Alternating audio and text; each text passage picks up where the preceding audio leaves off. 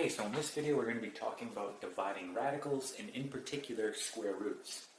So if we look at our first problem here, we have the square root of 49 over the square root of 7.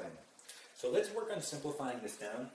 We know that the square root of 49 is going to be 7. Okay, so we can go ahead and rewrite this as 7 over the square root of 7. Okay? Now, you never want to leave a radical in the denominator that does not simplify down to an integer, because then you'll have division by an irrational number, and you want to avoid that. Okay? So we need to do something called rationalizing the denominator. Again, this does not break down to an integer, right? It's not a perfect square. So what we can do is simply multiply both the bottom and the top, or the denominator and numerator, by the square root of 7. By doing that, we're left with the following. We get 7 square root of 7 all over 7. Okay?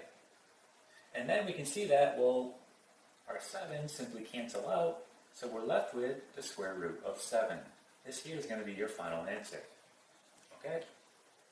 Let's try another example. Let's try this one right here. So I'm going to go ahead and just erase this work right here. And just looking at the second one, think about how we can rewrite this. Using the quotient property, right, I can rewrite this as the square root of 9 all over the square root of 2, right? That's exactly the same thing. And now we can work on simplifying it down. We know that the square root of 9 is going to give us 3. And then we just get the square root of 2. So again, this does not simplify down. This is not a perfect square, so it's irrational. So we want to rationalize the denominator. So we're going to multiply both the denominator and numerator by the square root of 2. Okay?